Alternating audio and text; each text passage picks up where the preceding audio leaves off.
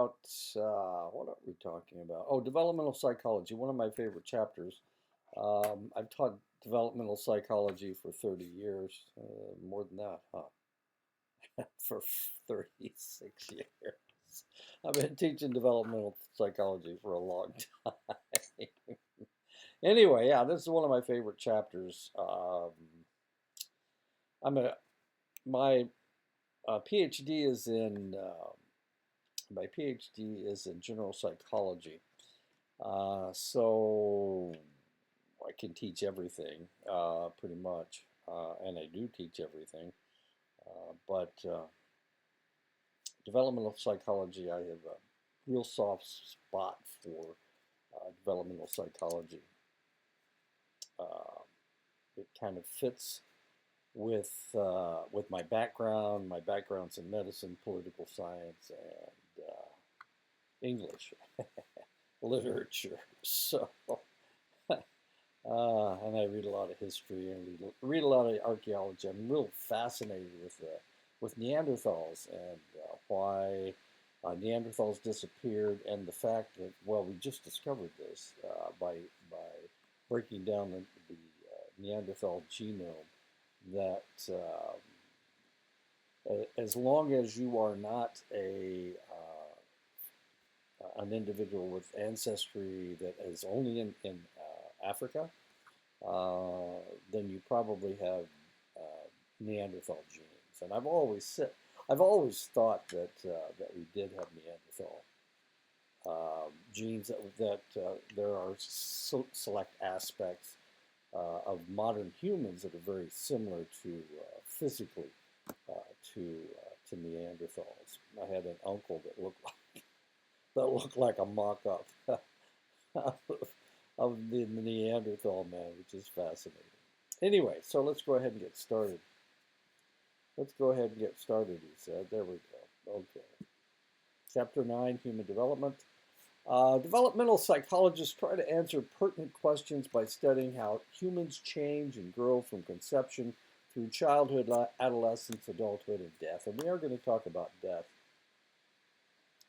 They view development as a lifelong process that can be studied scientifically across three developmental domains: physical, cognitive, and psychosocial development.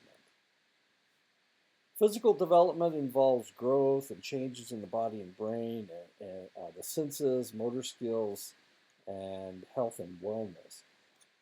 Cognitive development involves learning, attention, memory, language, thinking, reasoning, and creativity. Psychosocial development involves emotions, personality, and social relationships. Across these three domains, physical, cognitive, and psychosocial, the normative approach to development is discussed. This approach asks, what is normal development? In the early decades of the 20th century, normative psychologists studied large numbers of children at various ages to determine norms, for example, average ages of when most children reach specific developmental milestones in each of the three domains. This is really kind of fascinating because my grandson is in the 8th grade and he's 13 years old. And so he's starting to get in. Well, he's been an athlete all of his life, but now he's getting into high school, junior high school um, athletics. And one of the things that we see at this point is the fact that the children that were early developers, like this kid and this kid, they tend to dominate, whether they are male or female. The kids that are a little bit bigger than everybody else are the ones who dominate in junior high school. And this happened. This happened to me as well. I was a late bloomer, but I had a friend who was an early, who developed very early, and he set all the junior high records. Well, by the time he got into high school, everybody had caught up with him. So by the time he got into high school, he couldn't beat anybody. Everybody thought, wow, he's winning all these state races. He's He was really good. By the time he got into high school, he was no longer bigger than everybody else. Everybody else had caught up with him, and so everybody and other people were beating him. And he never won a race after that. As a matter of fact, he dropped out of track, as weird as that may seem. Anyway, so it's one of the so this is really fascinating as far as I'm concerned. Although children develop at slightly different rates, we can use these age-related averages as general guidelines to compare children with same-age peers to determine the approximate ages they should reach specific normative events called developmental milestones, such as crawling, walking, writing, dressing, naming colors, speaking in sentences, and starting puberty. Not all normative events are universal, meaning that they are not experienced by all individuals across all cultures. Biological milestones such as puberty tend to be universal, but social milestones such as the age when children begin formal schooling are not necessarily universal. Instead, they affect most individuals in a particular culture.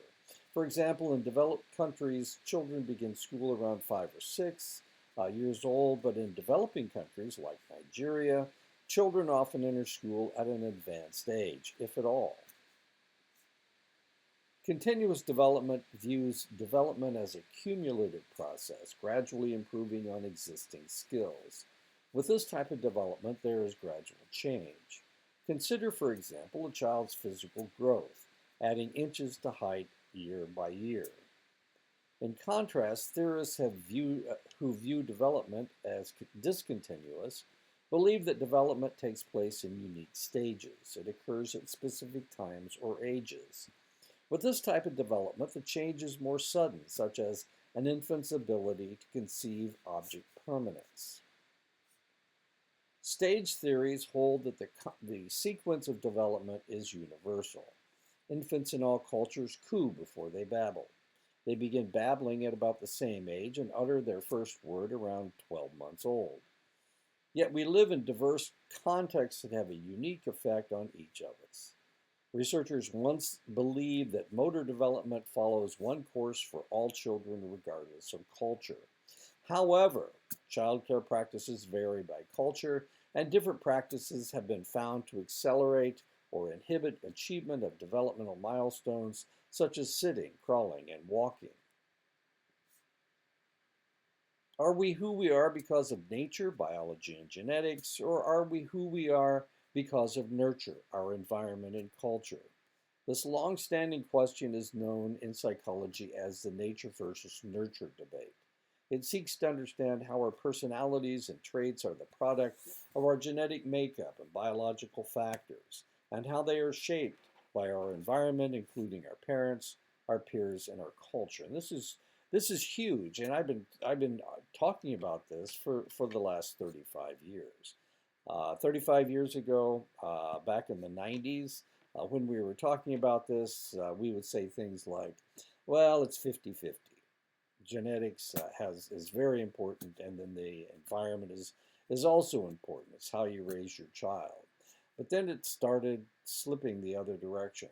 One of the reasons we were saying that, one of the reasons we were saying that biology was so important was because of the fact that that there's a lot of pressure for genetics to be very important. Think, for example, of an aristocracy. People that claim that because of their genes, they are superior to other individuals in their society. Therefore, they should be able to control those people. That's what an aristocracy is. And of course, there have been aristocracies in Europe for hundreds of years, for a millennia, probably before that. I mean, it's in the Bible as well, and the Bible, of course, is more than 2,000 years old because, of course, the Old Testament is the Jewish Bible. So there was this idea that people are born into superiority. So genes were that important. And the only reason that the aristocracy was able to control everybody was because they were superior. Why were they superior? Because of their biology, because of their genes. Now, this old idea has it's taken a long time for this old idea to go away. The United States, of course, and France were two of the first countries to uh, break away from this whole aristocratic concept. And so, but in the United States, of course, we had people that had a lot more money than everybody else. They were the ones controlling things. Why are they important? Because of their genetics, because of their biology. Are we talking about IQ here? No, we're not really. What we're talking about is people that own things, therefore they deserve to own things because of their superior biology and genetics. Now this has been, it's taken a long time to break this down. But then in the 90s, of course, that started to erode. So in the ensuing years, as I've been teaching this class, if I can go back to all of my developmental psychology texts from the last 35 years, and you see the biology numbers getting less and less. So for the back in the 2000s, it was 60-40. Then all of a sudden it was 65-35. And now it's, the last I heard, it's 80-20. In other words, the environment, the way that you're raised is the more important part. 80% of of who you become has to do with your environment and your culture, and 20% has to do with biology and genetics. Now, this is really important because I have a friend who adopted children, and she was afraid that her children would take after their the biological parents, and the biological parents gave up the children for one thing because they were drug addicts and alcoholics, and she was afraid that her children would become drug addicts and alcoholics, and she hasn't told them yet. They're in junior high and high school, and probably eventually she will tell them that biologically they are not her children. Well, culturally and environmentally, of course, they are her children, but she hasn't told them yet. So this is really important to her to know that these children are successful and they are strong and they're athletic and they're really nice people because of the environment that they live in. There you go. Okay, the nature versus nurture debate. We're all born with specific genetic traits inherited from our parents, such as eye color, height, and certain personality traits. Beyond our basic genotype, however, there is a deep interaction between our genes and our environment. Our unique experiences in our environment influence whether and how particular traits are expressed. And at the same time, our genes influence how we interact with our environment. You can see how old this idea is. This was Lobo in 2008 and Diamond in 2009. Sigmund Freud believed that personality develops during early childhood. For Freud, childhood experiences shape our personalities and behavior as adults. Freud viewed development as discontinuous. He believed that each of us must pass through a series of stages during childhood, and that if we lack proper nurturance and parenting during a stage, we may become stuck or fixated in that stage. And these are the areas, the phallic fixation, the anal fixation, and the oral fixation. Now, he wasn't talking about sex here. I mean, the oral fixation has to do with what you do. You may chew gum because you have an oral fixation. You might bite your fingernails, or you might smoke. If you have an anal fixation, you're very orderly, you're obsessive compulsive, you're very rigid. If you have phallic fixations, you are vain, you are an exhibitionist, and you have a lot of pride. These are all Freud's fixations. According to Freud, children's pleasure-seeking urges are focused on a different area of the body called the erogenous zone. at each of the 5 stages of development. The first is the oral stage, the second is the anal stage, the third is the phallic stage, the fourth is the latency stage where they're not really focused on anything, and then the last, of course, is when they become adults and they are in the genital stage. And this is all fueled by your libido, the sex drive that you have. So the first, of course, is the oral stage, the anal stage, the phallic stage, the latency stage, and then the genital stage. The oral stage, there you go, where you want to be, where you put everything in your mouth, as weird as that is. The anal stage is where you have to potty train. Whoops. The phallic stage is when you realize you're either a boy or a girl. You want your opposite sex parent you focus on your opposite sex parent. You want to get rid of the same sex parent.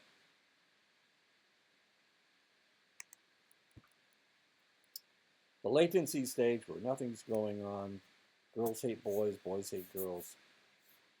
As weird as that is.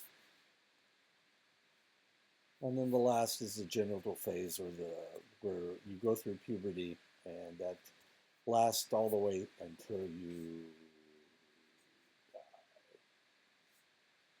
Erik Erikson, so that's Freud. Erik Erikson took Freud's theory and modified it as the psychosocial theory. Freud's was the psychosexual theory. But Erikson was the psychosocial theory, and there's a reason for this. So why in the world was Freud? Why did he focus on sex? Well, remember, Freud lived in an earlier time. He lived in an earlier time, and he was doing his research at the end of the 19th century, beginning of the 20th century. There's a lot going on at that time. It was a time of a lot of sexual repression, and because of that, a lot of people had problems because they were so sexually repressed with sexuality, and because of that, he saw that sex was the focus of most people. Erikson, on the other hand, grew up in Germany. He was Jewish, and he grew up in Germany. And because he looked German, and though he was Jewish, he was rejected by both Germans and by Jewish people because he looked too German for Jewish people, and he was Jewish, so he was rejected by Germans. So he lived kind of in isolation, and society to him was very, very important. So his psychosocial development theory emphasized the social nature of our development rather than its sexual nature. He actually worked with Anna Freud, Freud's daughter, and he developed his theory as an argument against Freud. While Freud believed that personality is shaped only in childhood, Erikson proposed that personality development takes place all through the lifespan. Erikson suggested that how we interact with others is what affects our sense of self, or what he called egoid identity. Erikson proposed that we are motivated by a need to achieve competence in certain areas of our lives. According to psychosocial theory, we experience 8 stages of development over our lifespan from infancy through late adulthood. At each stage there is a conflict or task that we need to resolve. Successful completion of each developmental task results in a sense of competence and a healthy personality. Failure to master these tasks leads to feelings of inadequacy. According to Erikson, trust is the basis of our development during infancy, birth to 12 months. Therefore, the primary task of this stage is trust versus mistrust. Infants are dependent upon their caregivers, so caregivers who are responsive and sensitive to their infant's needs help their baby to develop a sense of trust. Their baby will see the world as a safe, predictable place. Unresponsive caregivers who do not meet their baby's needs can engender feelings of anxiety, fear, and mistrust. Their baby may see the world as unpredictable. As toddlers, ages 1 through 3 years, they begin to explore their world, and they learn that they can control their actions and act on the environment to get results. They begin to show clear preferences for certain elements of the environment, such as food, toys, and clothing. A toddler's main task is to resolve the issue of autonomy versus shame and doubt by working to establish independence. This is the me do it stage. If denied the opportunity to act on their environment, she or he may begin to to doubt their abilities, which could lead to a low self esteem and feelings of shame. And of course, this is the target at this time is potty training so that they can become independent. Once children reach the preschool stage, ages 3 to 6 years, they're capable of initiating activities and asserting control over their world through social interactions and play. According to Erikson, preschool children must resolve the task of initiative versus guilt. By learning to plan and achieve goals while interacting with others, preschool children can master this task. Those who do will develop self-confidence and feel a sense of purpose. Those who are unsuccessful at this stage, with their initiative misfiring or stifled, may develop feelings of guilt. And of course, one of the problems at the preschool stage is that the parents do not allow them to do things on their own. During the elementary course, once they go to school, they're going to be in school and the parents aren't going to be around, so they're not going to be able to stifle the child. During the elementary school stage, ages 7 to 11, children face the task of industry versus inferiority. Children begin to compare themselves to their peers to see how they measure up. They either develop a sense of pride and accomplishment in their schoolwork, sports, social activities, and family life, or they feel inferior and inadequate when they don't measure up. In adolescence, ages 12 to 18, children face the task of identity versus role confusion. According to Erikson, an adolescent's main task is developing a sense of self. Adolescents struggle with questions such as who am I and what do I want to do with my life? Along the way, most adolescents try on many different selves to see which one fits. Adolescents who are successful at this stage have a strong sense of identity and are able to remain true to their beliefs and values in the face of problems and other people's perspectives. What happens to apathetic adolescents who do not make a conscious search for identity, or those who are pressured to conform to their parents' ideas for the future? These teens will have a weak sense of self and experience role confusion. They are unsure of their identity and confused about the future. People in the early adulthood, for example, the 20s through the early 40s, are concerned with intimacy versus isolation. After we have developed a sense of self in adolescence, we're ready to share our life with others. Erikson said that we must have a strong sense of self before developing intimate relationships with others. Adults who do not develop a positive self-concept in adolescence may experience feelings of loneliness and emotional isolation. When people reach their 40s, they enter the time known as the middle adulthood, which extends to the mid-60s. The social task of middle adulthood is generativity versus stagnation. Generativity involves finding your life's work and contributing to the development of others through activities such as volunteering, mentoring, and raising children. Those who do not master this task may experience stagnation, having little connection with others, and little interest in productivity and self-improvement. Let me explain to you what happened with my son. My son decided he graduated from high school, and he was a track star in high school. So he decided, well, everybody says I'm really attractive. Maybe I ought to become an actor. So he decided to go to New York and become an actor. While he was in New York, he didn't become an actor, and the only job he could find was as a barback.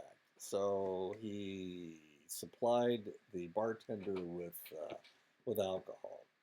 Um Failing that, he decided, well, wait a minute, New York's not a very good place to become an actor. Maybe I need to move to Hollywood. So he moved from New York to California, to Hollywood, California, and of course he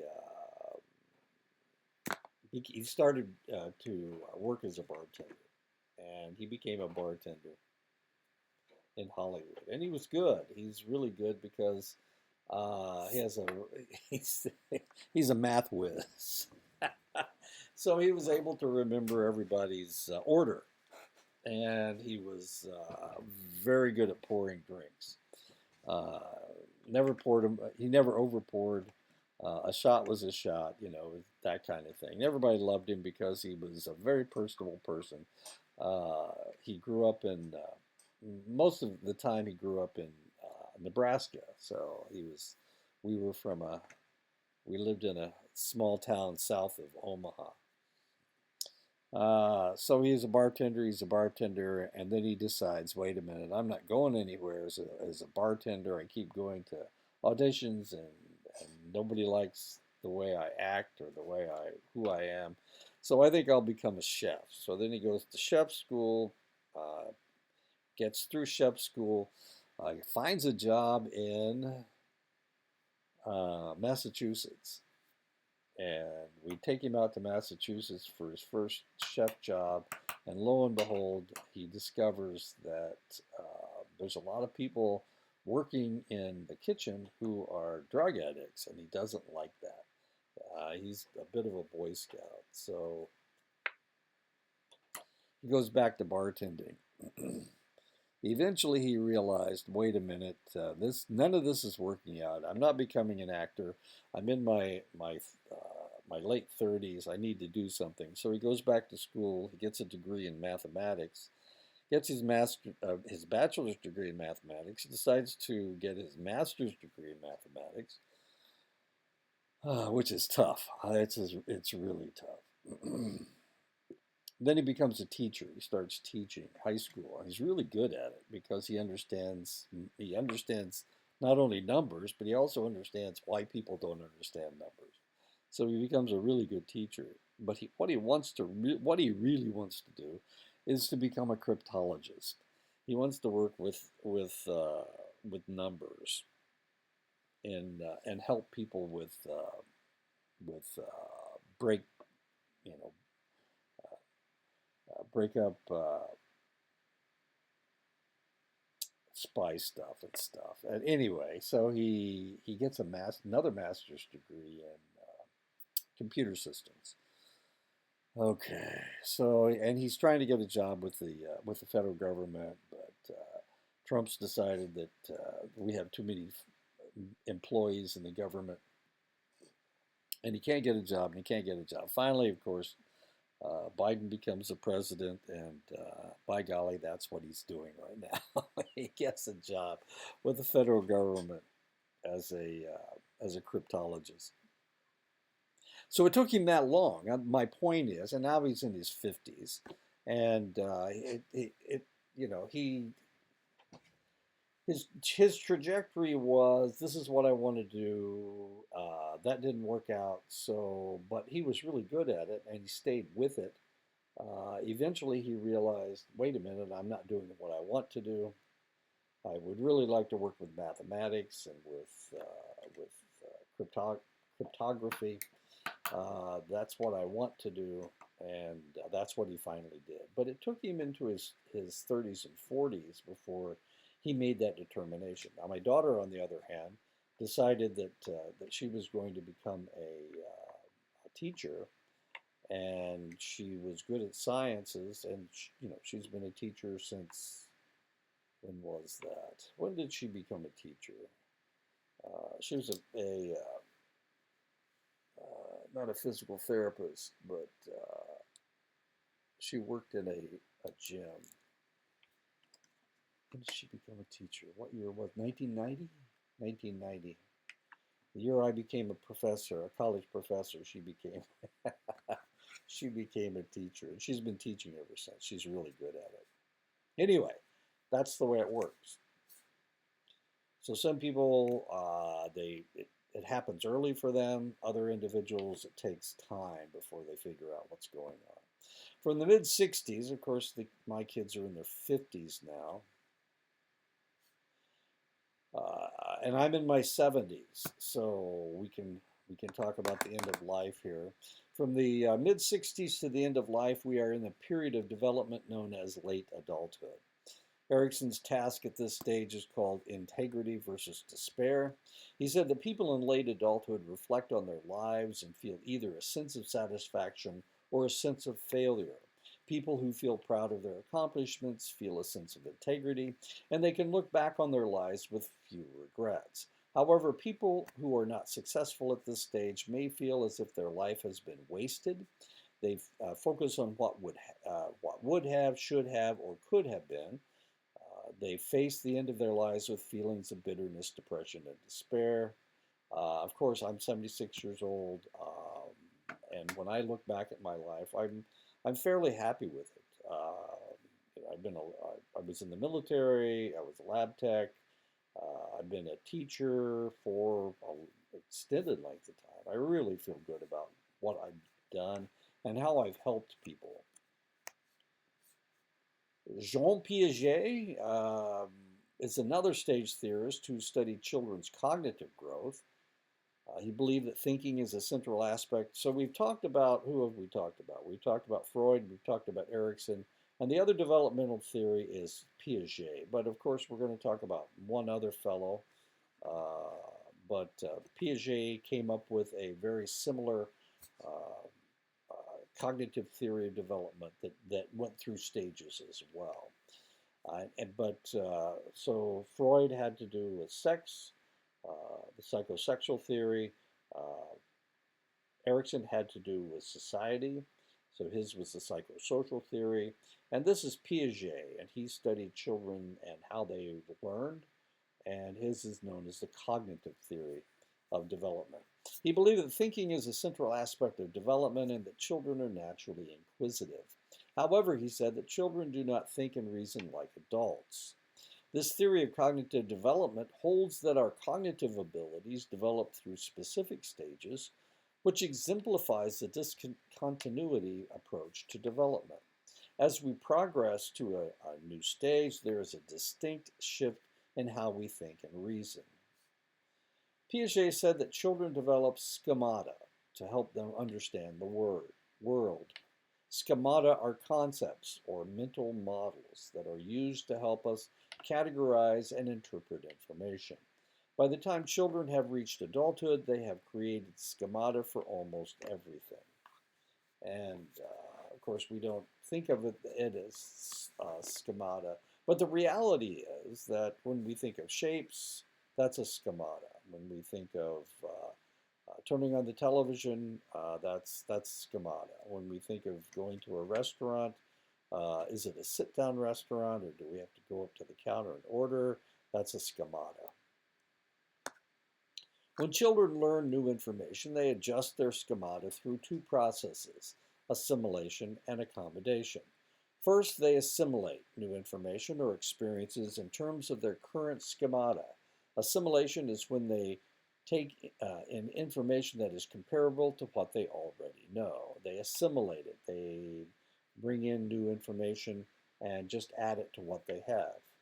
Maybe you have a new computer. If you have a new computer, you have to learn new ways of dealing with it. No, let's talk about cell phones. You have a new cell phone. Now you have to learn all the apps on that cell phone. You know how to use a cell phone because you've got an old one, but your old one didn't have the same apps. So now that you have new apps, you have to assimilate those new apps. This is a new way of doing things. Maybe, and this happened to me. I just had to change cell phones because my old cell phone stopped working. But now I get text messages differently. I have to push different buttons in order to get my text messages. And that was me assimilating the new information to my old information. Accommodation describes when they change their schemata based on new information. This process continues as children interact with their environment. So accommodation has to do with changing things. Like I was talking about computers. Um, Sometimes I have PCs, and sometimes, at home I have Apples. Apple computer is a totally different structure than the PC. There's a lot of different things that are different. So when I'm working on my Apple computer, I have to click on a different thing. I don't have a right click on my mouse. As a matter of fact, I don't have a mouse. I just have a pad, and there is no right click. But on a PC, you can always right click on things, and that gives you different things. That's accommodation, where you have to change it. Piaget thought development unfolds in a series of stages approximately associated with age ranges.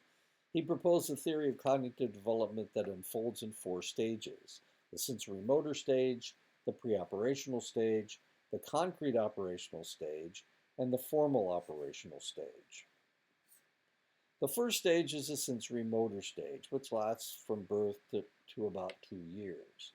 During this stage, children learn about the world through their senses and motor behavior. Young children put objects in their mouths to see if the items are edible. And once they can grasp objects, they may shake or bang them to see if they make sounds. Sensory motor stage.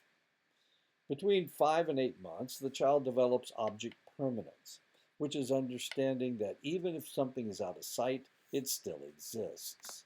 According to Piaget, young infants do not remember an object after it has been removed from sight. Piaget studied infants' reactions when a toy was first shown to an infant and then hidden under a blanket. Infants who had already developed object permanence would reach for the hidden toy, indicating that they knew that it still existed, whereas infants who had not developed object permanence would appear confused. And this is a confused infant. During late sensory motor stage, children begin to exhibit stranger anxiety, which is a fear of unfamiliar people. Babies may demonstrate this by crying and turning away from a stranger, by clinging to a caregiver, or by attempting to reach their arms toward familiar faces, such as parents. Stranger anxiety results when a child is unable to assimilate the stranger into an existing schema. Therefore, they can't predict what their experience with that stranger will be like, which results in a fear response. Piaget's second stage is the preoperational stage, which is from approximately 2 to 7 years old. In this stage, children can use symbols to represent words, images, and ideas, which is why children in this stage engage in pretend play. Children also begin to use language in the preoperational stage, but they cannot understand adult logic or mentally manipulate information. The term operational refers to logical manipulation of information, so children at this stage are considered to be pre-operational or pre-logical. Children's logic is based on their own personal knowledge of the world so far, rather than on conventional knowledge. Children in this stage cannot perform mental operations because they have not developed an understanding of conservation, which is the idea that even if you change the appearance of something, it is still equal in size as long as nothing has been removed or added. During this stage, we also expect children to display egocentrism, which means that the child is not able to take the perspective of others. A child at this stage thinks that everyone sees, thinks, and feels just as they do. An egocentric child is not able to infer the perspective of other people and instead attributes his own perspective. Piaget's third stage is the concrete operational stage, which occurs from about 7 to 11 years old. In this stage, children can think logically about real concrete events. They have a firm grasp on the use of numbers and start to employ memory strategies. They can perform mathematical operations and understand transformations, such as addition is the opposite of subtraction, and multiplication is the opposite of division. In this stage, children also master the concept of conservation. Even if something changes shape, its mass, volume, and number stay the same. Children in the concrete operational stage understand the principle of reversibility, which means that objects can be changed and then returned back to their original form or condition. Take, for example, water. You can pour water from the fat glass back to the thin glass and still have the same amount, minus a couple of drops. The fourth and last stage in Piaget's theory is the formal operational stage, which is from about age 11 to adulthood. Children in the formal operational stage can deal with abstract ideas and hypothetical situations. Children in this stage can use abstract thinking to problem solve, look at alternative solutions, and test these solutions. In adolescence, a renewed egocentrism occurs. Many developmental psychologists disagree with Piaget, suggesting a fifth stage of cognitive development known as the post-formal stage. In post-formal thinking, decisions are made based on situations and circumstances, and logic is integrated with emotion as adults develop principles that depend on contexts. One way that we can see the difference between an adult in post-formal thought and an adolescent in formal operations is in terms of how they handle emotionally charged issues.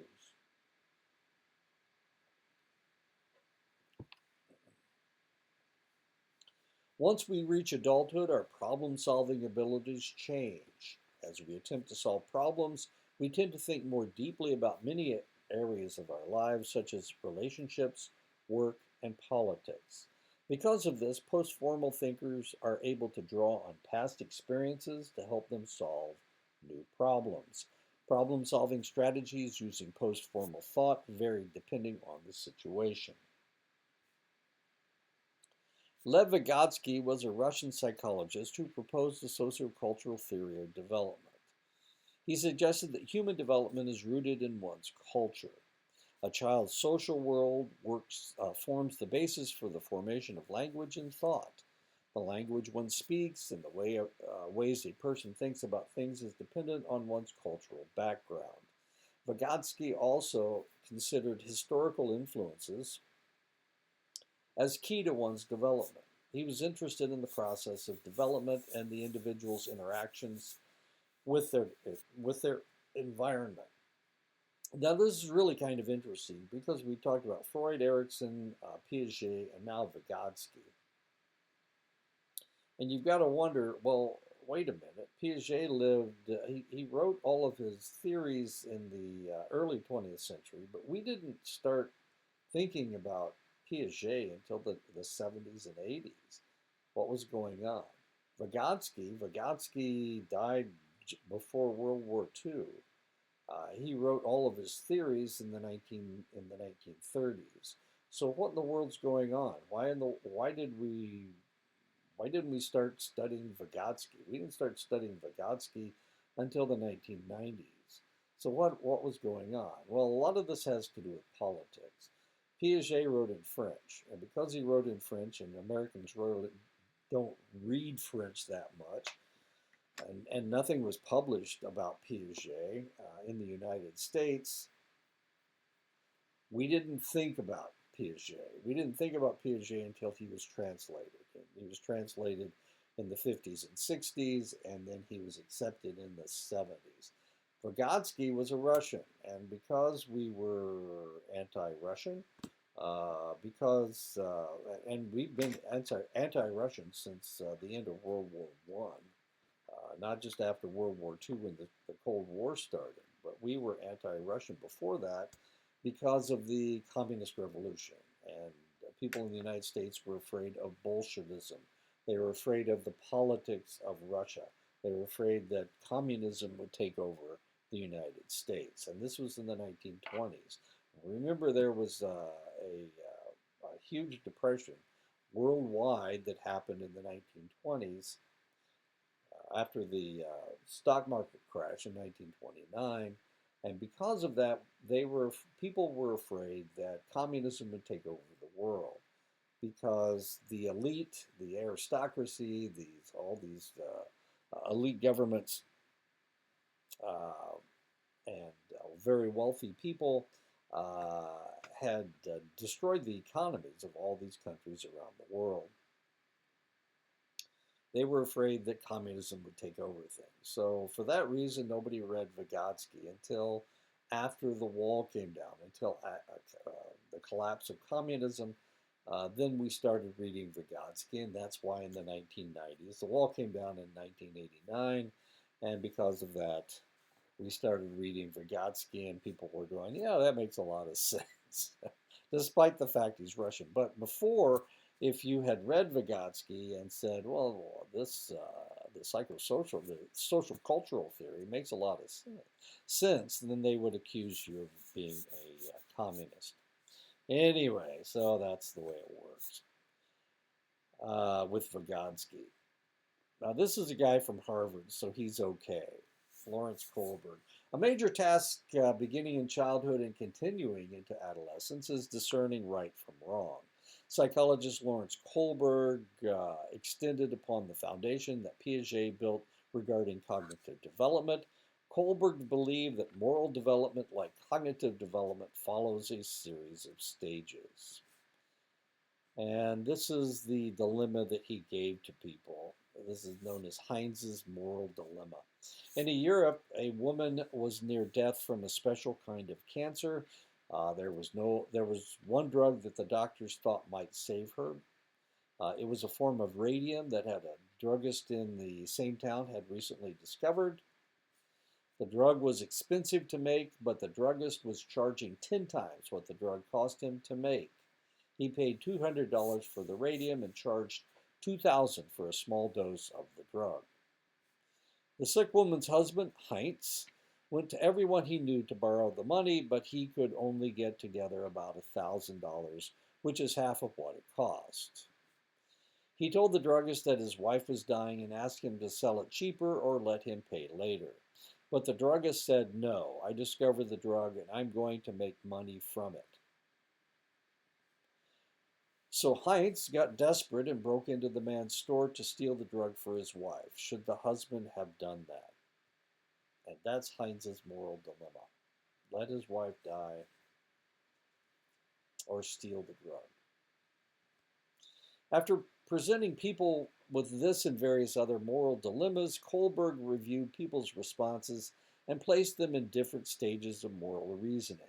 According to Kohlberg, an individual progresses from the capacity for pre-conventional morality before age 9 to the capacity for conventional morality, early adolescence, and toward attaining post-conventional morality once formal operational thought is attained, which only a few fully achieve.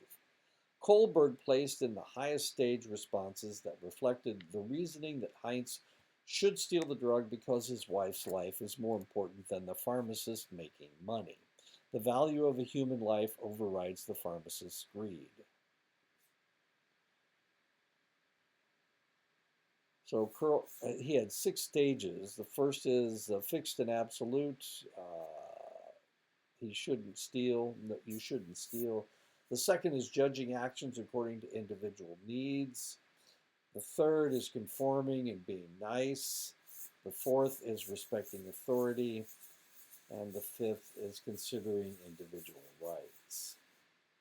So if you're starving to death, is it okay to steal bread? Or if your children are starving to death? It is important to realize that even those people who have the most sophisticated post-conventional reasons for some choices may make other choices for the simplest of pre-conventional reasons. Many psychologists agree with Kohlberg's theory of moral development, but point out that moral reasoning is very different from moral behavior. Kohlberg felt that more males than females move past stage 4 in their moral development. He went on to note that women seem to be deficient in their moral reasoning abilities. Carol Gilligan criticized her former mentor's theory because it was based only on upper class white men and boys. But Gilligan argued that girls and women focus more on staying connected and the importance of interpersonal relationships. Now, they were both at Harvard at the same time, and she was a disciple of Kohlberg. Kohlberg died strangely, and then Carol Gilligan, uh, she she wrote about women having different morality than men, and then it turned out she got married and had children, and lo and behold, she had three boys, and it changed everything.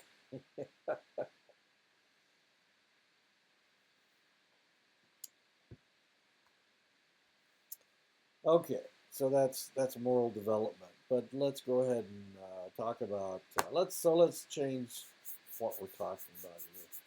Let's talk about making babies. A mother and a father's DNA is passed on to the child at the moment of conception. And here we go. We've got sperm in the fallopian tube. We've got an ova in the fallopian tube, and there now we have a baby. Sperm has one half of the genetic material, and the ova has the other half. Each sperm has 23 chromosomes. Each ova has 23 chromosomes. Put them together, and we've got 46. Conception occurs when a sperm fertilizes an egg and forms a zygote, and that's what's going on here. There we go. We have an ova. We have a fetus. A zygote begins as a one-cell structure that is created when a sperm and egg merge. The genetic makeup and the sex of the baby are set at this point. During the first week after conception, the zygote divides and multiplies, going from a one-cell structure to two cells, then four cells, then eight cells, and so on. This process of cell division is called mitosis. There we go. Mitosis is a fragile process, and fewer than one half of all zygotes survive beyond the first 2 weeks. And this is one of the reasons why a woman might think, oh no, my period's late, I must be pregnant, and then all of a sudden, whew, she's not pregnant. Turns out she's not pregnant. Why does this happen? Well, sometimes the ova is fertilized, but there's a problem. And if there is a problem, normally the pregnancy will terminate. After 5 days of mitosis, there are 100 cells, and after 9 months, there are billions of cells. As the cells divide, they become more specialized, forming different organs and body parts. In the germinal stage, the mass of cells has yet to attach itself to the lining of the mother's uterus. At this stage, it's still in the fallopian tube, moving down. Once it does, the next stage begins. After the zygote divides for about 7 to 10 days, it has 150 cells. It travels down the fallopian tubes and implants itself on the lining of the uterus. Upon implantation, this multicellular organism is called an embryo. So it's a zygote first. As soon as the sperm impregnates the ova, then it becomes a zygote, and once it implants on the uterine wall, it is an embryo, becomes an embryo. Now blood vessels will grow, forming a placenta. The placenta is a structure connected to the uterus that provides nourishment and oxygen from the mother to the developing embryo via the umbilical cord. Basic structures of the embryo start to develop into areas that will become the head, the chest, and the abdomen, and that's what's going on here. During the embryonic stage, the heart begins to beat and organs form and begin to function. The neural tube forms along the back of the embryo, developing into the spinal cord and the brain. When the organism is about 9 weeks old, the embryo is called a fetus. At this stage, the fetus is about the size of a kidney bean and begins to take on the recognizable form of a human being as the tail begins to disappear. That's what we see going on here. There's the kidney bean. Now he's starting to grow legs. There we go. We saw the spinal cord. There's the spinal cord. And there's the primitive brain. From 9 to 12 weeks, the sex organs begin to differentiate. At about 16 weeks, the fetus is approximately 4.5 inches long. Fingers and toes are fully developed and fingerprints are visible. By the time the fetus reaches the 6th month of development, 24 weeks, it weighs up to 1.4 pounds. There you go, punch. Hearing has developed so the fetus can respond to sounds. The internal organs, such as the lungs, the heart, stomach, and intestines, have formed enough that a fetus born prematurely at this point has a chance to survive outside of the mother's womb. And where are we at? 24 weeks? Okay, the youngest fetus that we have been able to that has been able to survive is 20 weeks. So pretty tiny. Throughout the fetal stage, the brain continues to grow and develop, nearly doubling in size from weeks 16 to 28. Around 36 weeks, the fetus is almost ready for birth. It weighs about 6 pounds and is about 18.5 inches long, and by week 37, all the fetus's organ systems are developed enough that it could survive outside the mother's uterus without many other risks associated with premature birth. The fetus continues to gain weight and grow in length until approximately 40 weeks. By then, the fetus has very little room to move around, and birth becomes imminent. During each prenatal stage, genetic and environmental factors can affect development. The developing fetus is completely dependent on the mother for life. It is important that the mother takes good care of herself and receives prenatal care, which is medical care during pregnancy that monitors the health of both the mother and the fetus. The placenta provides nourishment and oxygen to the fetus. Most everything the mother ingests, including food, liquid, and even medication, travels through the placenta to the fetus, hence the common phrase, eating for two. Anything the mother is exposed to in the environment affects the fetus. If the mother is exposed to something harmful, the child can show lifelong effects. A teratogen is any environmental agent, biological, chemical, or physical, that causes damage to the developing embryo or fetus. There are different types of teratogens.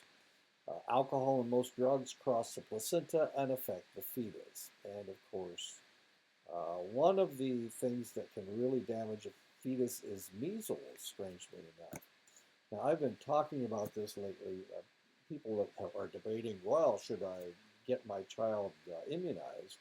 One of the things that we used to do is do a rubella titer for every mother who was pregnant. Because if the mother developed measles during her pregnancy, then it could cause damage to the fetus. It could cause blindness. It could cause deafness. It can cause actual death. So one of the things that we always used to do is rubella titers. Strangely enough, oddly enough, once about 10 years ago, we had almost eradicated the measles from the United States. And then people stopped immunizing their children for one reason or another. I'm sure there were religious reasons behind it, but the reality was that now we we have to do rubella titers on pregnant women again to make sure they have a titer, to make sure that they are immune to measles, because if they contract measles, then their fetus may become damaged. This is one of the things about the whole vaccine debate that most people aren't dealing with.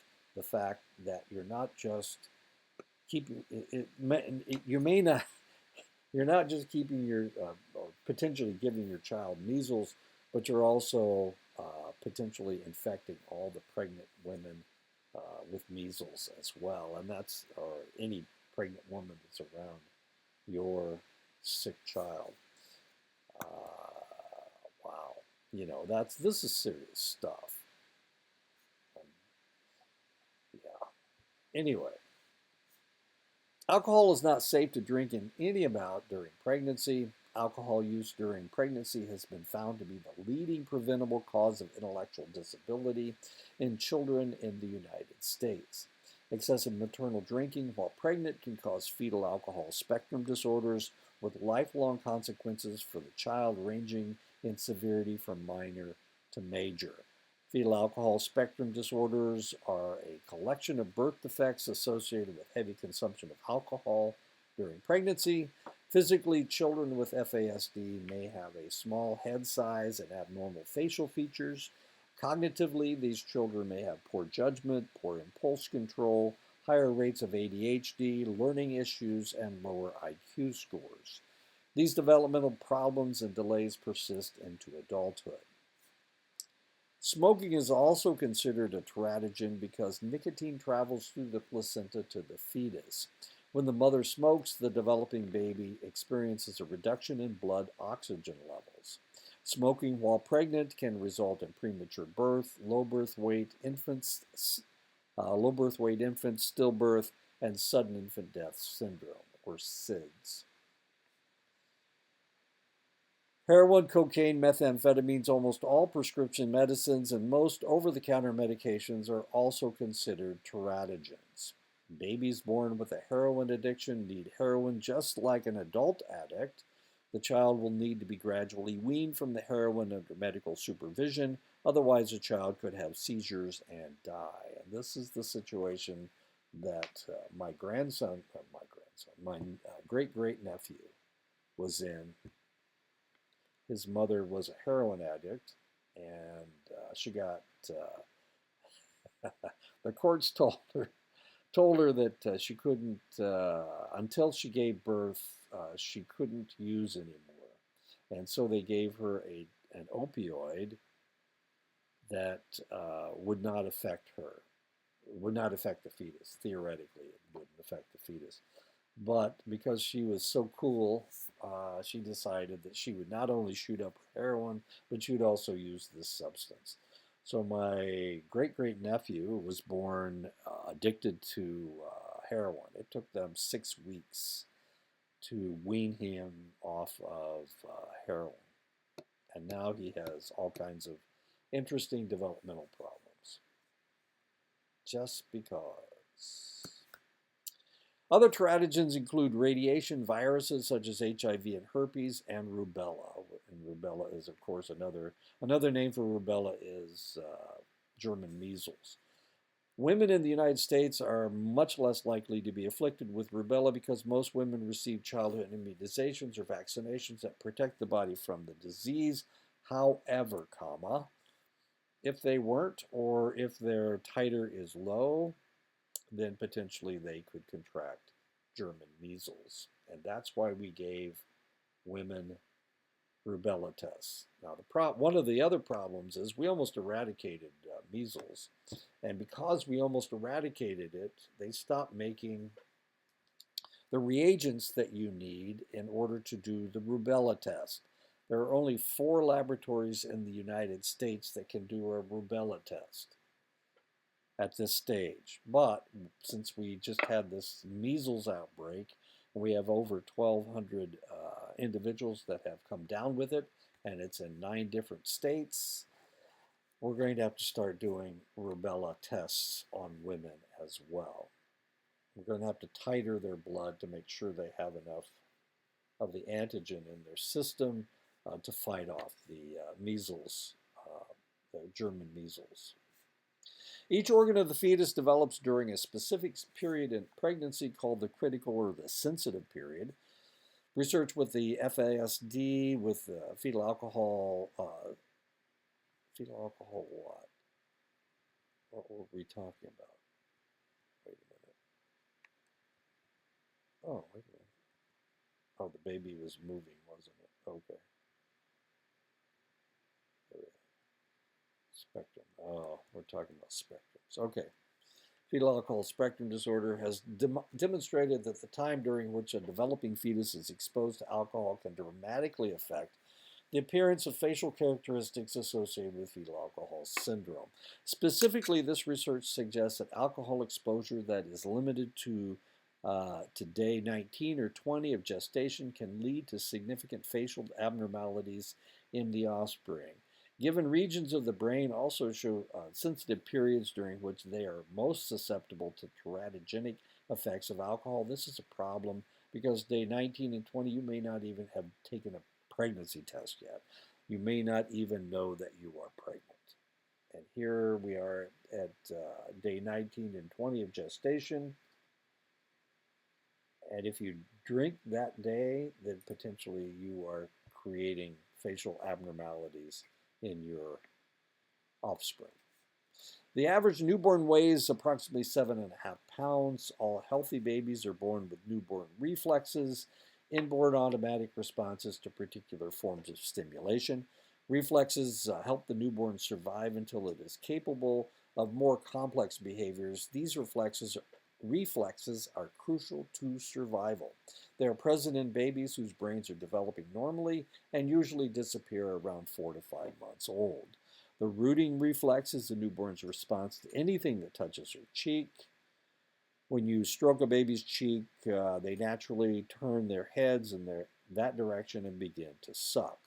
The sucking reflex is an automatic, unlearned sucking motions that infants do with their mouths. If you put your finger into a newborn's hand, you will witness the grasping reflex, in which a baby automatically grasps anything that touches its palms. The Moro reflex is the newborn's response when she feels like they are falling. The baby spreads their arms, pulls them back in, and then usually cries. Newborn infant sensory abilities are significant, but their senses are not yet fully developed. Many of the newborn's innate preferences facilitate interaction with caregivers and other humans. Although vision is their least developed sense, newborns already show a preference for faces. Babies who are just a few days old also prefer human voices. They will listen to voices longer than sounds that do not involve speech, and they seem to prefer their mother's voice over a stranger's voice. In infancy, and they also prefer their father's voice because that's what they have heard. They hear deep voices better than they hear high voices. So if the mother has a really high-pitched voice, then potentially the baby doesn't hear it as well. But fathers all have deeper voices, and they can hear that through the amniotic fluid. In infancy, toddlerhood, and so the father's voice is another voice that the babies will respond to. In infancy, toddlerhood, and early childhood, and body's physical development is rapid. On average, newborns weigh between 5 and 10 pounds, and a newborn's weight typically doubles in 6 months and triples in 1 year. By 2 years old, the weight will have quadrupled, so we can expect that a 2-year-old should weigh between 20 and 40 pounds. The average length of a newborn is 19.5 inches, increasing to 29.5 inches by 12 months and 34.4 inches by 2 years old. During infancy, the childhood growth does not occur at a steady rate. Growth slows between 4 and 6 years. During this time, children gain 5 to 7 pounds in growth and grow about 2 to 3 inches per year. Once girls reach 8 to 9 years old, their growth rate outpaces that of boys due to a pubertal growth spurt. This growth spurt continues until around 12 years old, coinciding with the start of the menstrual cycle. By 10 years old, the average girl weighs 88 pounds and the average boy weighs 85 pounds. And here you go. These two girls are almost a head taller than this kid right here. And in reality, that would be my grandson. He's kind of short for his age, but his mother's only 5 feet tall. And his grandfather, his maternal grandfather, is only 5'6". His father is 6'2", so we're wondering how tall he's going to be. We are born with all of the brain cells that we will ever have, about 100 to 200 billion neurons, whose function is to store and transmit information. However, the nervous system continues to grow and develop. Each neural pathway forms thousands of new connections during infancy and toddlerhood. This period of rapid neural growth is called blooming. Neural pathways continue to develop through puberty. The blooming period of neural growth is followed by a period of pruning, where neural connections are reduced. It is thought that pruning causes the brain to function more efficiently, allowing for mastery of more complex skills. Blooming occurs during the first few years of life, and pruning continues through childhood and into adolescence in various areas of the brain. The size of the brain increases rapidly. The brain of a 2-year-old is 55% of its adult size, and by 6 years old, the brain is about 90% of its adult size. During early childhood, ages 3 to 6, the frontal lobes grow rapidly. By the time the children reach school age, they are developmentally capable of controlling their attention and behavior. Through the elementary school years, the frontal, temporal, occipital, and parietal lobes grow in size. The brain growth spurts experienced in childhood tend to follow Piaget's sequence of cognitive development, so that significant changes in neural functioning account for cognitive advances. Motor development occurs in an orderly sequence as infants move from reflexive reactions, for example, sucking and rooting, to more advanced motor functioning. Babies first learn to hold their heads up, and then to sit with assistance, and then to sit unassisted, followed later by crawling and then walking. Motor skills refer to our ability to move our bodies and manipulate objects. Fine motor skills focus on the muscles in our fingers, toes, and eyes, and enable coordination of small actions. For example, grasping a toy, writing with a pencil, and using a spoon. Gross motor skills focus on large muscle groups that control our arms and legs and involve larger movements, such as balancing, running, and jumping. Now, oddly enough, my 2 kids didn't crawl. They went from rolling over to standing up and walking. As weird as that sounds. But my niece, who was about the same age as my son, didn't crawl either. She scooted on her butt. Weirdest thing I ever saw. Scooted around on her butt. As motor skills develop, there are certain developmental milestones that young children should achieve. For each milestone, there is an average age as well as a range of ages in which the milestone should be reached. On average, most babies sit alone at 7 months old. Sitting involves both coordination and muscle strength, and 90% of the babies achieve this milestone between 5 and 9 months old.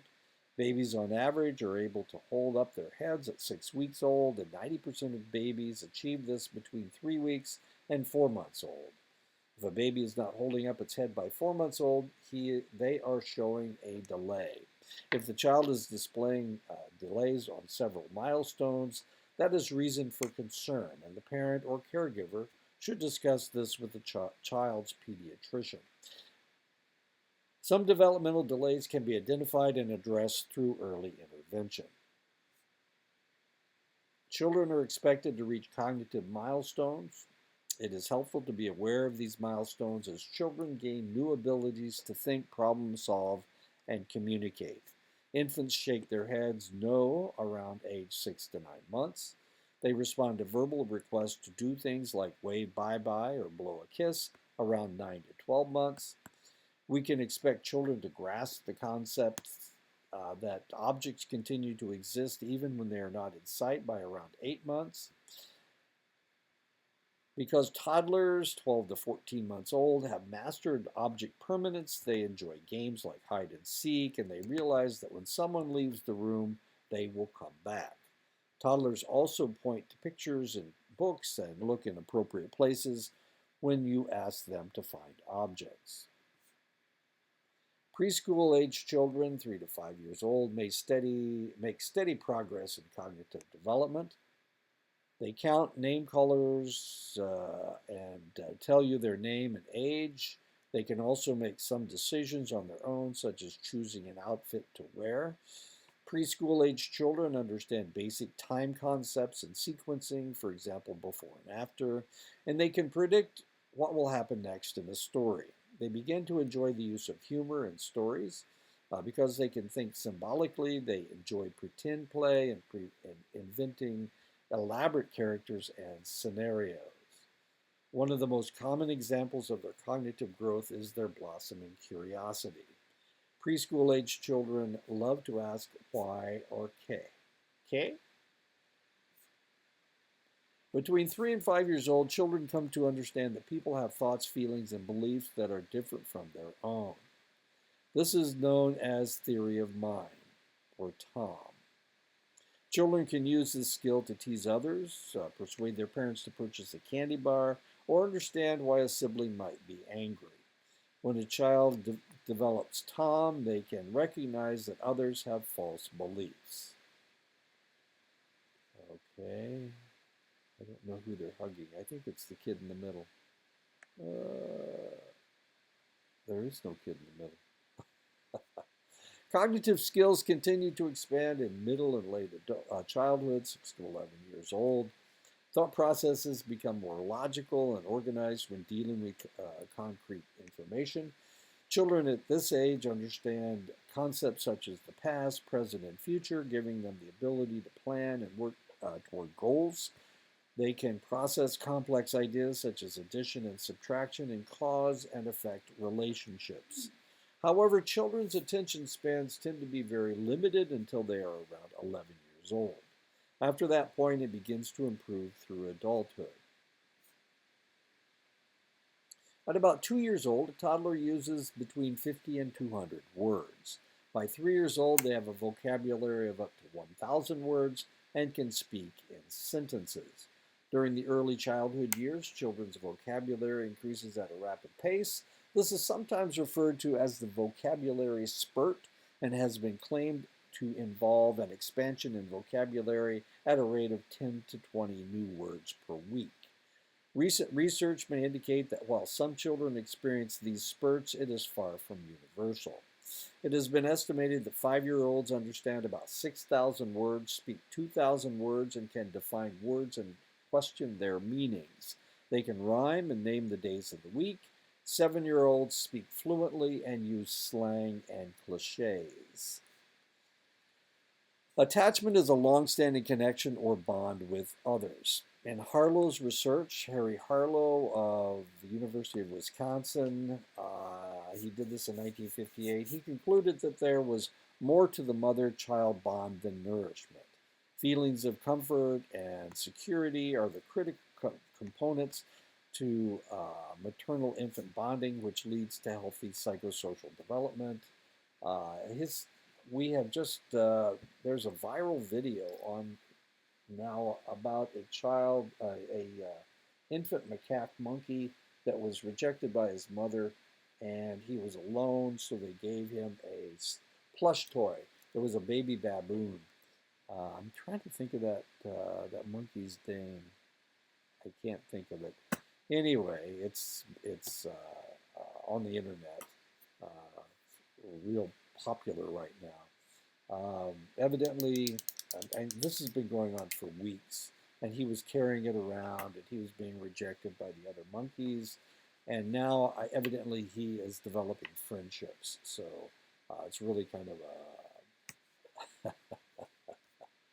of a primate situation going on here. We'll see if he develops any attachments to anything. I think he's still carrying around his baboon. It's a plush toy. It's not a real baboon. John Bowlby developed the concept of attachment theory. He defined attachment as the affectional bond or tie that an infant forms with its mother. An infant must form this bond with a primary caregiver in order to have normal social and emotional development. Bowlby proposed that this attachment bond is very powerful and continues throughout life. He used the concept of secure base to define a healthy attachment between parent and child. A secure base is parental presence that gives a child a sense of safety as he explores his surroundings. Bowlby said that two things are needed for a healthy attachment. The caregiver must be responsive to the child's physical, social, and emotional needs, and the caregiver and the child must engage in mutually enjoyable interactions. Expanding Bowlby's research, Mary Ainsworth researched other forms of attachment. Ainsworth identified three types of parent-child attachment: secure, avoidant, and resistant. A fourth style known as disorganized attachment was later described. The most common type of attachment, also considered the healthiest, is called secure attachment. In this type of attachment, the toddler prefers his parent over a stranger. With avoidant attachment, the child is unresponsive to the parent, does not use the parent as a secure base, and does not care if the parent leaves. The toddler reacts to the parent the same way they react to a stranger. When the parent does return, the child is slow to show a positive reaction. Ainsworth theorized that these children were most likely to have a caregiver who was insensitive and inattentive to their needs, avoidant attachment. In the case of resistant attachment, the children tend to show clingy behavior, but then they reject the attachment figure's attempts to interact with them. These children do not explore the toys in the room as they are too fearful. During separation in the strange situation, they become extremely disturbed and angry with the parent. When the parent returns, the children are difficult to comfort. Resistant attachment is the result of the caregiver's inconsistent level of response to their child. And I need to explain exactly what's going on. So Bowlby came up with the theory, and Ainsworth decided she was going to test it. So she came up with the stranger incident. So what they had mothers do, they had a mother with a toddler, and the mother would play with the toddler in a certain room, and then they would leave. In secure attachment, the child was cared that the mother left, and they greeted the mother when they came back.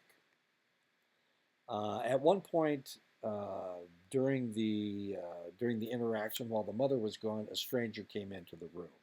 Now the stranger didn't try to interact with the toddler. It was just the stranger came in. So that was the research. That was it. Then the mother came back, and so what did the child do was the question. What would this toddler do? Well, in avoidant attachment, they didn't care that the mother left. When they returned, they didn't interact with the parent. So they didn't really care that the mother was gone. In resistant attachment, they tended to hold on to the mother. They didn't want the mother to leave. Of course, she had to leave. When the mother was gone, the child acted like they didn't know what was going on. They wouldn't play with the toys. The stranger came in, and they didn't interact. They didn't take notice of the stranger. When the parent returned, the child was difficult to comfort. Resistant attachment is a result of caregivers' inconsistent level of response to their child. So resistant attachment, the child was kind of spoiled. They didn't want the parent to leave. They were real clingy. They were all upset while the parent was gone. In secure attachment, they weren't upset when the parent was gone. They were able to interact with the toys. They interacted with the stranger, but in resistant attachment, they didn't interact with anything, and then they were difficult to deal with. Children with disorganized attachment behaved oddly in the strange situation. They freeze, they run around the room in an erratic manner, or try to run away when the caregiver returns. This type of attachment is seen most often in kids who have been abused. Research has shown that abuse disrupts a child's ability to regulate their emotions.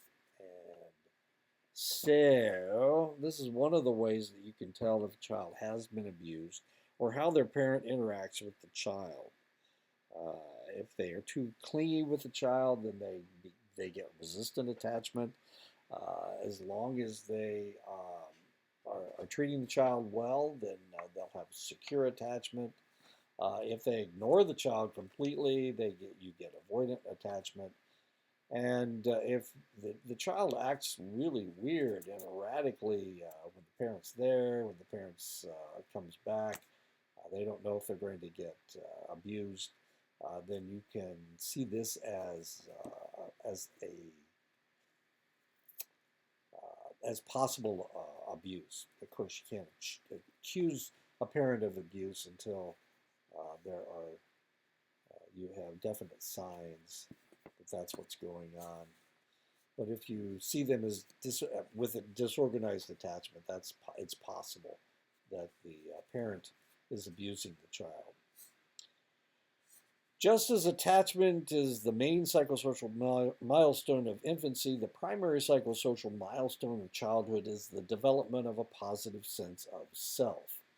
Infants don't have a self concept, which is an understanding of who they are. If you place a baby in front of a mirror, they will reach out to touch their image, thinking that it is another baby. At about 18 months, a toddler will recognize that the person in the mirror is themselves. By 24 to 26 months, children can name and or point to themselves in pictures, clearly indicating self-recognition. Children from 2 to 4 years old will display a great increase in social behavior once they've established a self-concept. They enjoy playing with other children, but they have difficulty sharing their possessions. Through play, children explore and come to understand their gender roles and can label themselves as a girl or a boy. By 4 years old, children can cooperate with other children, share when asked, and separate from parents with little anxiety. Children at this age also exhibit autonomy, initiate tasks, and carry out plans. Success in these areas contribute to a positive sense of self. Once children reach 6 years old, they can identify themselves in terms of group memberships. I am a first grader. School-age children compare themselves to their peers and discover that they are competent in some areas and less so in others. At this age, children recognize their own personality traits as well as some other traits they would like to have. Development of a positive self-concept is important to healthy development. Children with a positive self-concept tend to be more confident, do better in school, act more independently, and are more willing to try new activities. Formation of a positive self-concept begins in toddlerhood when children establish autonomy and become confident in their abilities. Development of self-concept continues in elementary school when children compare themselves to others. When the comparison is favorable, children feel a sense of competence and are motivated to work harder and accomplish more. Self-concept is reevaluated as teens form an identity. They internalize the messages they have received regarding their strengths and weaknesses, keeping some messages and rejecting others. Adolescents who have achieved identity formation are capable of contributing positively to society. Parents can nurture a healthy self-concept, and parenting style may be a factor. The way we parent is an important factor in a child's socio-emotional growth. Baumrind developed and refined a theory describing four parenting styles: the authoritative style, the authoritarian style, the permissive style, and the uninvolved style. With the authoritative style, the parent gives reasonable demands and consistent limits, expresses warmth and affection, and listens to the child's point of view. Parents set rules and explain the reasons behind them. They are also flexible and willing to make exceptions to the rules in certain cases. Of the four parenting styles, the authoritative style is the one that is most encouraged in modern American society. American children raised by authoritative parents tend to have high self-esteem and social skills. However, effective parenting styles vary as a function of culture, and the authoritative style is not necessarily preferred or appropriate in all cultures. Wow, he knocked her down.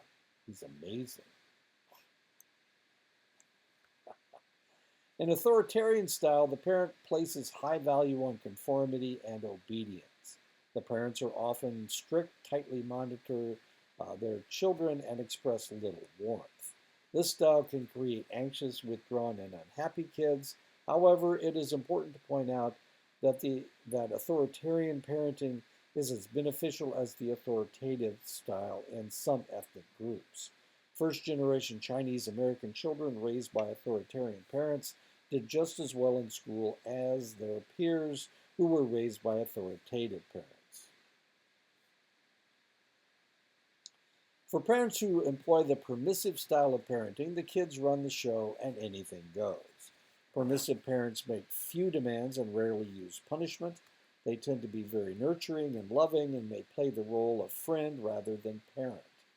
Not surprisingly, children raised by permissive parents tend to lack self-discipline, and the permissive parenting style is negatively associated with grades.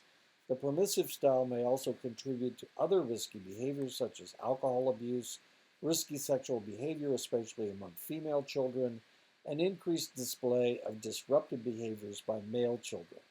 Positive outcomes associated with children raised by permissive parents, they tend to have higher self-esteem, better social skills, and report lower levels of depression. With the uninvolved style of parenting, the parents are indifferent, uninvolved, and sometimes referred to as neglectful. They don't respond to the child's needs and make relatively few demands. This could be because of severe depression or substance abuse or other factors such as the parent's extreme focus on work. These parents may provide for the child's basic needs, but little else. The children raised in this parenting style are usually emotionally withdrawn, fearful, anxious, perform poorly in school, and are at an increased risk of substance abuse. Temperament refers to the innate traits that influence how one thinks, behaves, and reacts with the environment. Children with easy temperaments demonstrate positive emotions, adapt well to change, and are capable of regulating their emotions. Children with difficult temperaments demonstrate negative emotions and have difficulty adapting to change and regulating their emotions. Difficult children are much more likely to challenge parents, teachers, and other caregivers. Therefore, it's possible that easy children, i.e., social, adaptable, and easy to soothe, tend to elicit warm and responsive parenting, while demanding, irritable, and withdrawn children evoke irritation in their parents or cause their parents to withdraw. Adolescence is a social constructed concept. In pre-industrial society, children were considered adults when they reached physical maturity, but today we have an extended time between childhood and adulthood called adolescence. Adolescence is the period of development that begins at puberty and ends at emerging adulthood, which is discussed later. In the United States, adolescence is seen as a time to develop independence from parents while remaining connected to them. The typical age range of adolescence is from 12 to 18 years, and this stage of development also has some predictable physical, cognitive, and psychosocial milestones. Adolescence begins with puberty. While the sequence of physical changes in puberty is predictable, the onset and pace of puberty vary widely. Several physical changes occur during puberty, such as adrenarche and gonadarche, the maturing of the adrenal glands and the sex glands, respectively. During this time, primary and secondary sexual characteristics develop and mature. Okay, there's a reason why I stumbled over those words. This is the first time I've actually seen them in this textbook. So adrenarche and gonadarche.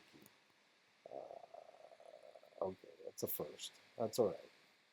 Primary sexual characteristics are organs specifically needed for reproduction, like the uterus and ovaries in females and testes in the males. And these are what you are born with. You're born with your primary sexual characteristics.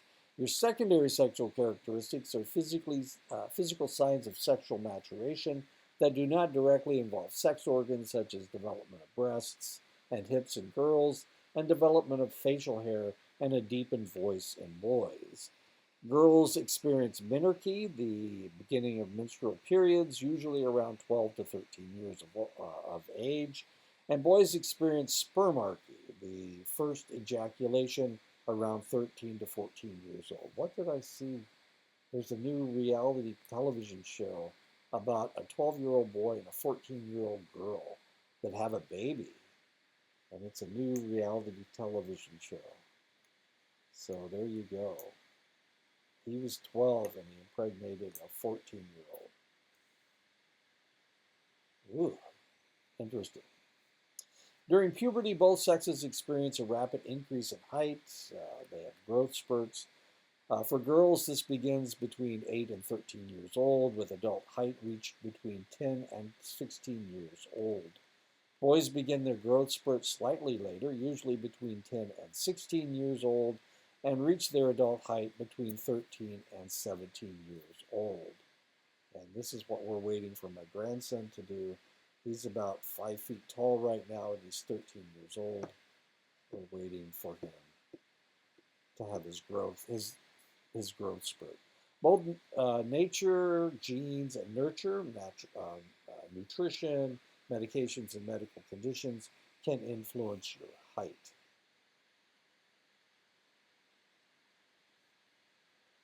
Early maturing boys tend to be stronger, taller, and more athletic than their later maturing peers. They are usually more popular, confident, and independent, but they're also at a greater risk for substance abuse and early sexual activity. Somebody knocked that kid's teeth out. There you go.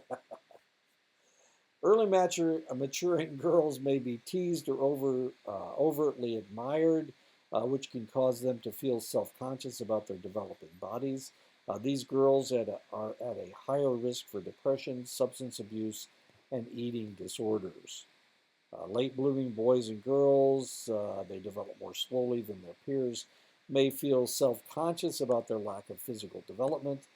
Negative feelings are particularly a problem for late maturing boys who are at a higher risk for depression and conflict with parents and more likely to be bullied. Ooh, get old, get old. There we go. The adolescent brain also remains under development. Up until puberty, brain cells continue to bloom in the frontal region. Adolescents engage in increased risk-taking behaviors and emotional outbursts, possibly because their frontal lobes of their brains are still developing. More complex thinking abilities emerge during adolescence. During adolescence, teenagers move beyond concrete thinking and become capable of abstract thought.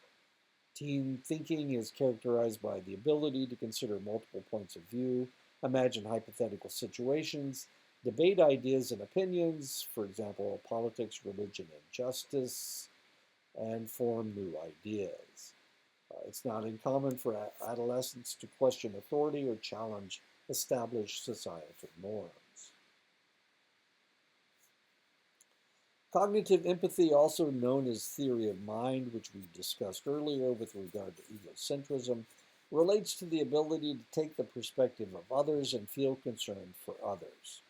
Cognitive empathy begins to increase in adolescence and is an important component of social problem solving and conflict avoidance.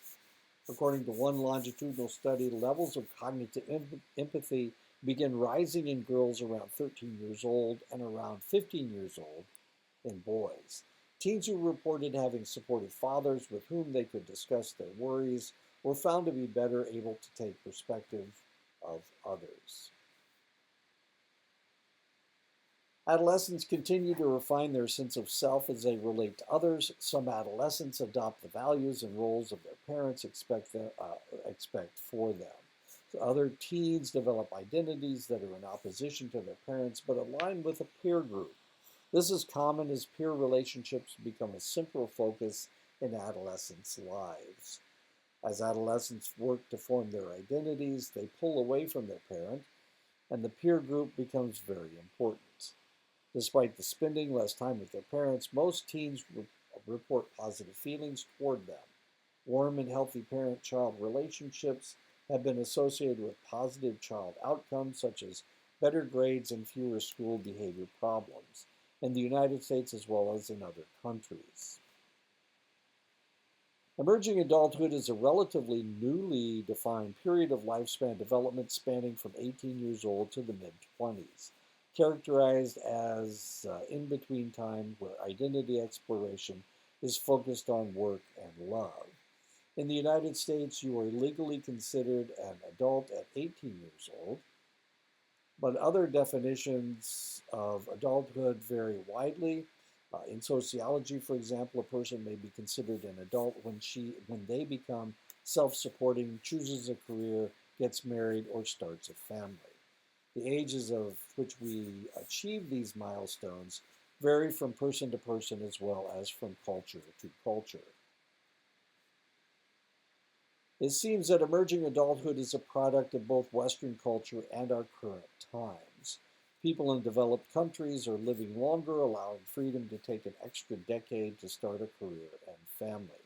Changes in the workforce also play a role. 50 years ago, a young adult with a high school diploma could immediately enter the workforce and climb the corporate ladder.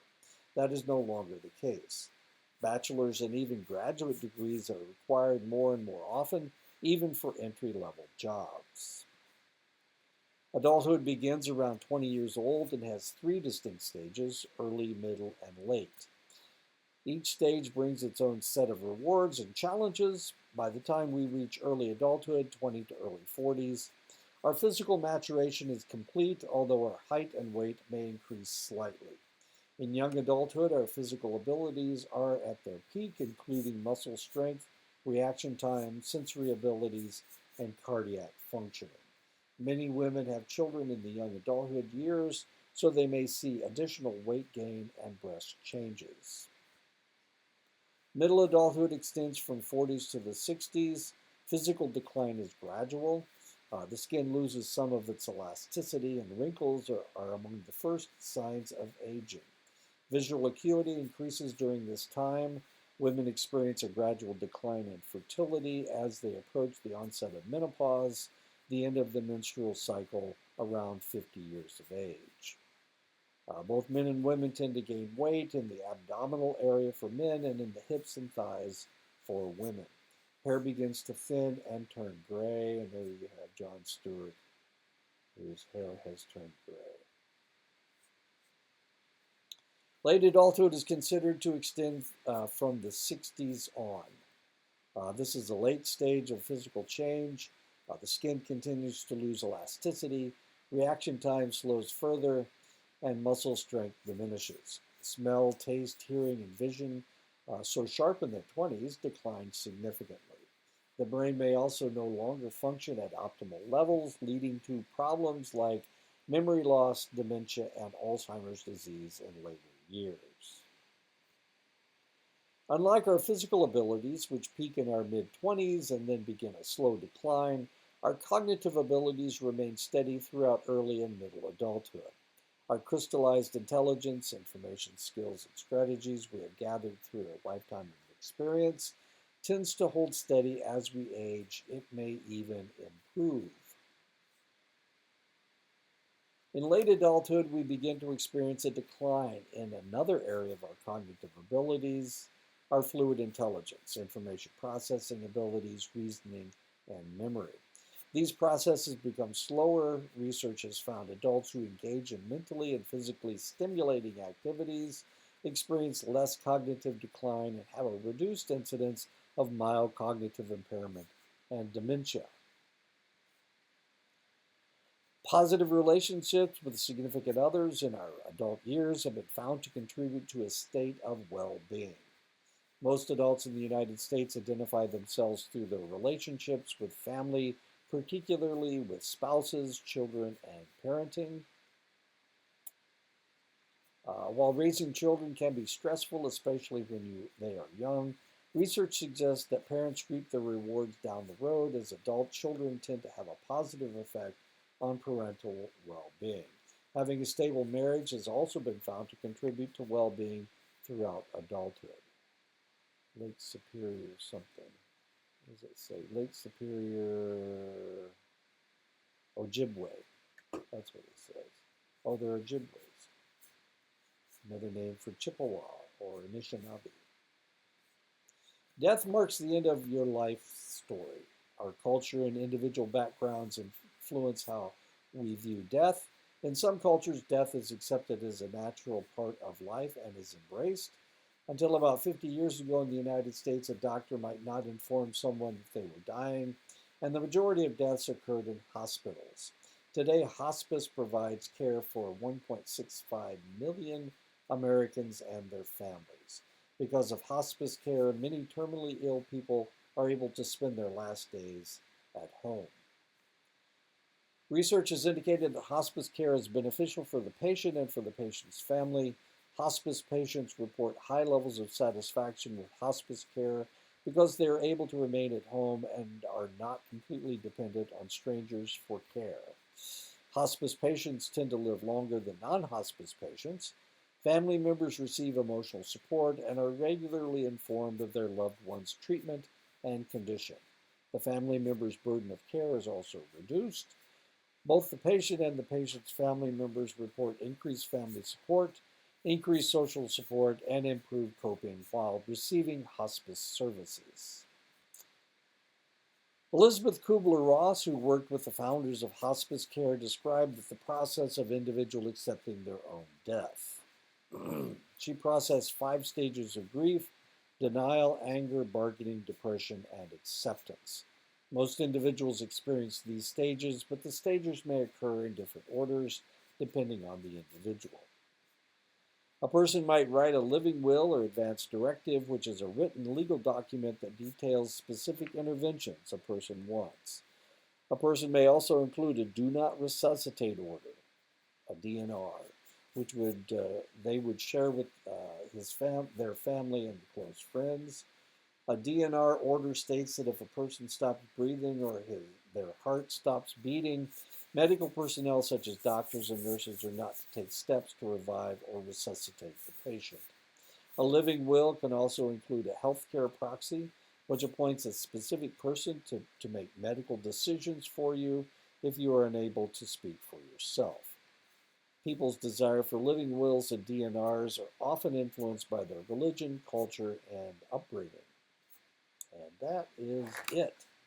So, let's see, here we go. Let's get out of here. Anyway, there you go. Oh, wait a minute. I'll turn the light off. Ah! Anyway, so that's developmental psych. A lot of fun. I'm not sure what's going on next week. You guys just came back from spring break, so I hope you had a good time. It's supposed to warm up next week, and then it gets cold. So we'll see what happens here in Iowa. Something else that has happened, I teach Psych 497, which is one of the capstone classes. I've been asked to teach 497 for next fall. So tell all your friends and neighbors, and I'll be teaching 497 in the fall. And I'll see you next week.